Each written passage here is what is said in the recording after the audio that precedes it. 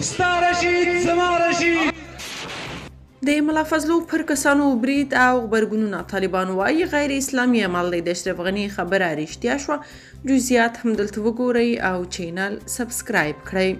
ملا فضلو او د ګوند کسان چې افغانستان کې به جهاد فرض او ځانمرګي حملې حلالې بللې، نن خپل کسان د همدې حلالې لارې قرباني شو. تازه خبر دا دی چې د خیبر پښتونخوا قبایلي سیمې باجوړ ښار سیمه کې د مذهبي ګوند جمعیت علماء اسلامي په یوه غونډه کې بمي چاودنې لږ تر لږه 100 تنه وژلي او 15 نور ژوبل شوي دي. ځینې ځایي رسنۍ بیا د وژل شوو شمېر 50 تنه او د ټپیانو شمېر 150 تنه یادوي.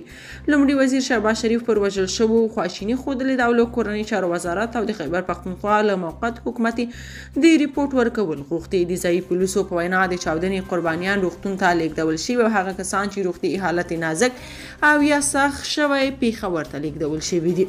د ژغورنې ادارې ویلي ښایي د مړو شمېر ډېر شي. افغان طالبانو یا د برید غندلی ملا فضلو سره یې غمشریکي څرګنده کړې او ویلي دي چې داسې حملې اسلام کې ناروا دي. یاده دې وي چې ولسمشر غني به تل پاکستاني ملایانو ته ویل چې د ترهګرو له ملاتړه لاس واخلئ، ګنې دا به یو وخت تاسو هم وځپي.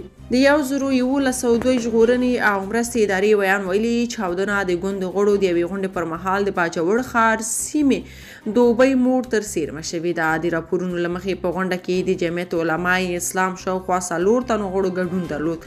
ویل کېږي چاودنه له سټیج سره څیرمه شوې ده. د جمعیت علماء اسلام مرکزي منشي مولانا عبدالغفور حیدري ویلي د دوی ګوند دا چاودنه په سختو ټکو غندلې ده.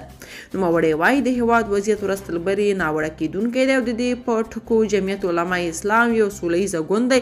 موږ تل د سیاسي مبارزې سوله ییزه لاره غوره کړې ده. په ورته وخت کې امنیتي ځواکونو سیمه کلابنده کړې او د پلټنې عملیات پیل کړي دي. تر اوسه کومې ډلې یا چا د چاودنې مسؤلیت نه دی منلی. که تاسو په دې اړه څه نظر لرئ په کومنټ کې شریک او چینل سبسکرایب کړئ.